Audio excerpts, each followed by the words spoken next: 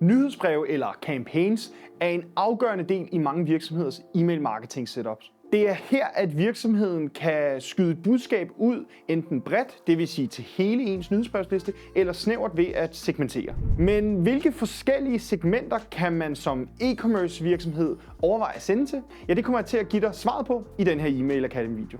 Først og fremmest så er det vigtigt at sige, at mange e-commerces typisk løbende ændrer i deres måde at segmentere på, og at der bruges forskellige segmenteringsmetoder i deres nyhedsbreve i løbet af et år. Der er en række forskellige kategorier, som din segmentering kan falde i. Det kan være segmentering på baggrund af en begivenhed. Er det Black Friday, eller er det ikke Black Friday?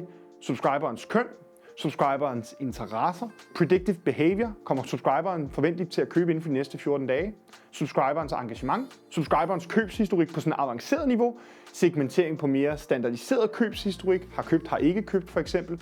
I hver kategori kan vi så begynde at bygge forskellige segmenter. Hvis vi starter med den første, den her begivenhedssegmentering, jamen det vil man typisk bruge under for eksempel Black Friday, hvor man deler sine subscribers op i, har de købt under Black Friday, eller har de ikke købt under Black Friday. Og dermed så kan du altså målrette dine nyhedsbrev til de to forskellige segmenter. Hvis vi tager det næste, det her kønssegmentering, jamen så vil det typisk være på at sige, at der taler om subscriber, der er mand, der er kvinde, eller der er unidentified. Og så vil vi igen målrette forskelligt til de tre segmenter. Hvis vi tager interessesegmentering, så vil det typisk være på at sige, jamen en subscriber er den i gruppe A, B eller C, afhængig af hvilken interesse han eller hun har valgt.